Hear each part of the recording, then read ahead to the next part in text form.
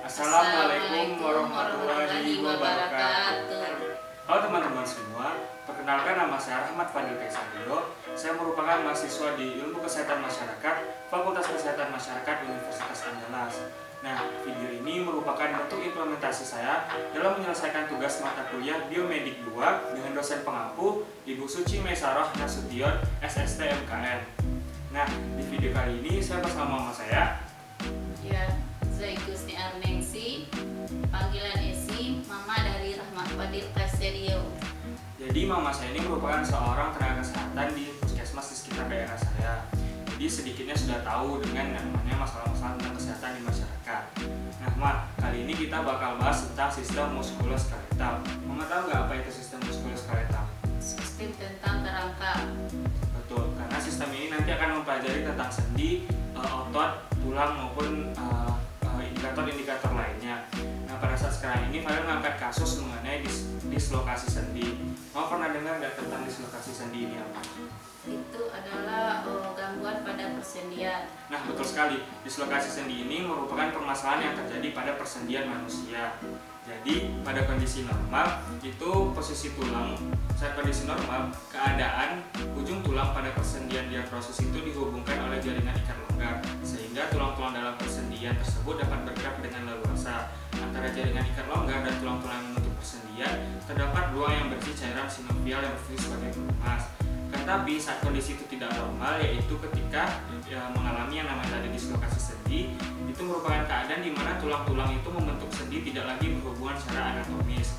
Dislokasi ini dapat terjadi pada komponen tulang saja yang bergeser atau seluruh komponen tulang terlepas dari tempat yang seharusnya. Jadi bisa kita lihat di gambar, Mak, ketika kondisi normal, tulang humerus dengan skapula ini dihubungi oleh sendi. Tapi ketika terjadi dislokasi sendi, humerus ini terlihat turun ke bawah dikarenakan sendi ini memberikan jalan bagi humerus untuk bisa lepas dari tulang skapula, sehingga terjadilah dislokasi sendi. Dislokasi sendi ini sering terjadi pada masyarakat, terutama orang-orang yang suka olahraga atau olahragawan gitu, dimana hampir 90% itu dislokasi sendi itu terjadi pada bahu anterior. Bahu ini merupakan sendi tubuh yang paling sering digerakkan sehingga paling rentan terjadi dislokasi. Gejala klinis pada dislokasi ini yaitu terlihat adanya tanda sulcus, di mana bahu ini mengalami dislokasi, terlihat tampak kosong seperti yang terlihat pada gambar di sini ya, Mama. Nah, tadi kan kita sudah mengetahui apa itu dislokasi sendi. Kemudian tentu ada penyebabnya dong kenapa dislokasi sendi ini terjadi. Mama sudah pernah dengar nggak apa saja penyebabnya? Bisa karena trauma.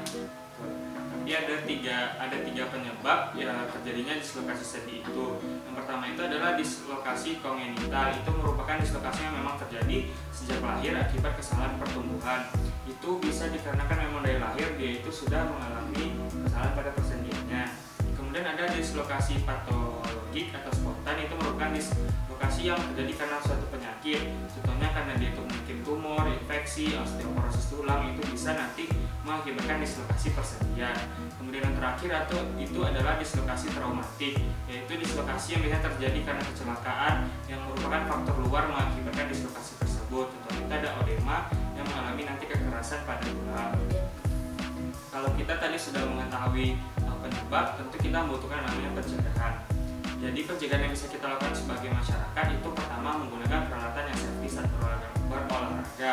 Misalnya kalau nanti mama hobi olahraga, hobi melakukan aktivitas fisik, itu menggunakan alat-alat olahraga yang safety. Kemudian mematuhi peraturan lalu lintas untuk meminimalisir kecelakaan. Contohnya kalau mama pergi ke puskesmas ataupun kemanapun, itu diharapkan untuk menerapkan atribut-atribut perlengkapan lalu lintas yang lengkap, hanya menggunakan helm, lalu fisik kendaraan juga harus mematuhi aturan lalu lintas agar meminimalisir kecelakaan nanti di jalan raya. Kemudian jikalau nanti menaiki tangga, itu usahakan menggunakan pegangannya agar meminimalisir kecelakaan. Kemudian hindari berdiri pada benda atau lokasi yang tidak stabil dan mudah jatuh. Contohnya pada kursi, meja, itu kalau dapat diminimalisir. Kemudian rutin berolahraga untuk membuat kesehatan sendi serta tulang terjaga. Yang keenam yaitu mengkonsumsi makanan yang mengandung nutrisi dan gizi untuk kesehatan sendi. Contohnya itu makan makanan yang mengandung besi, kalsium, magnesium. Kemudian menghindari sumber bahaya yang dapat menimbulkan kecelakaan fisik. Dan terakhir itu membiasakan diri untuk berkonsultasi kepada dokter, terutama dokter ortopedi. Nah, kalau tadi kan kita sudah bahas tentang cara pencegahan dari masyarakatnya. Kemudian kalau saran sebagai kesehatan masyarakat itu tentu juga ada. Nah, dimana kalau saran-saran yang bisa kita berikan sebagai kesehatan masyarakat itu tentu berkaitan dengan sosialisasi. Karena kebanyakan tenaga kesehatan masyarakat tentu nanti berfokus pada sosialisasi dan promosi. Nah, yaitu mensosialisasikan dan menganjurkan masyarakat akan pentingnya zat gizi dan nutrisi baik pertumbuhan tulang, sendi, otot seperti kalsium, vitamin, magnesium, protein. Kemudian juga tenaga kesehatan masyarakat ini dapat nanti melakukan advokasi kepada para pembentuk kebijakan untuk mendukung merealisasikan sarana prasarana Yankes untuk terutama program seperti screening untuk kondisi persediaan masyarakat. Jadi kalau kita minta bantuan pemerintah, kita dapat dana, kita dapat dukungan, itu nanti pelayanan kesehatan itu juga berjalan optimal. Kemudian kita sebagai kesehatan masyarakat itu juga berperan dalam mengubah pola pikir masyarakat yang terpaut dengan ada istiadat tentang pantangan beberapa makanan berzat gizi untuk pertumbuhan tulang, sendi, dan otot.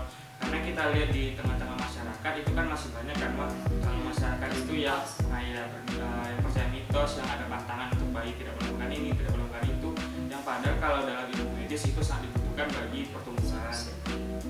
Kemudian peran masyarakat yang kedua, yang keempat itu meyakinkan masyarakat akan pentingnya konsultasi dan periksa dini terhadap kondisi pasiennya kepada dokter ortopedi. Karena masih banyak masyarakat yang mungkin takut untuk melakukan pengobatan ke dokter, itu peran Kesmas untuk meyakinkan masyarakat tersebut. Lalu meyakinkan masyarakat untuk mengutamakan periksa kepada dokter dan melalui tindakan medis, tidak sebatas melakukan urut maupun pijat kepada ahli urut. Yaitu kita itu mengutamakan masyarakat itu untuk melakukan pelayanan medis dulu, jangan sampai mengutamakan pengobatan tradisional yang belum tentu benar pelaksanaannya. Nah, tadi kan kita sudah bahas bagaimana peran atau saran dari seorang kesehatan masyarakat. Kemudian jika nanti sudah terjadi dislokasi sendi itu, tentu kita membutuhkan tindak lanjut kan Mak? Jadi tindak lanjut dan saran yang dapat diberikan itu lebih kepada pengobatannya nanti, di mana beberapa pemeriksaan itu sudah berkembang di dunia ilmu kedokteran pada saat ini. Itu ada pertama Sinar X atau ronsen.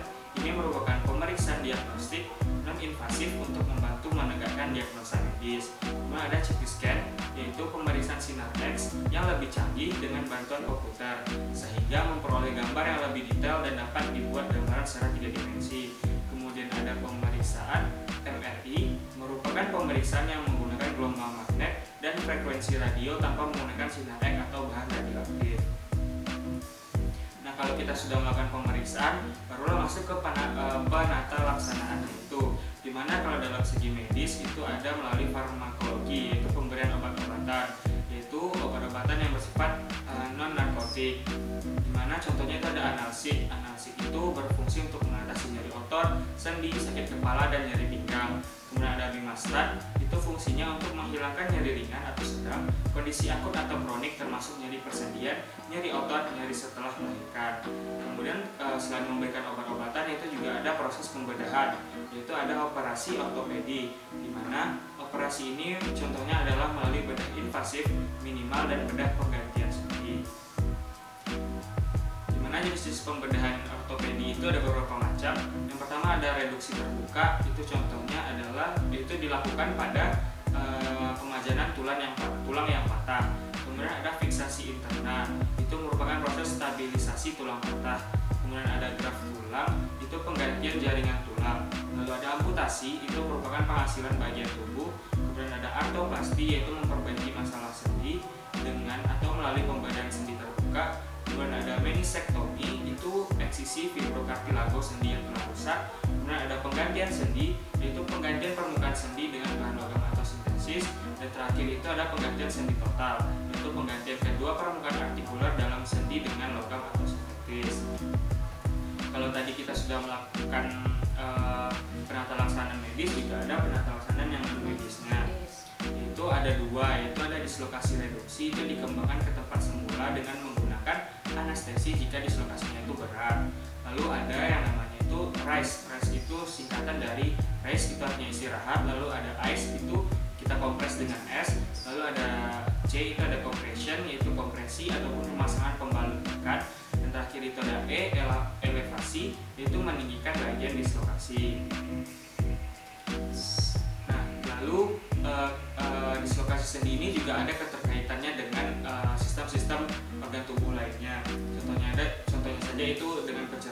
dikaitkan.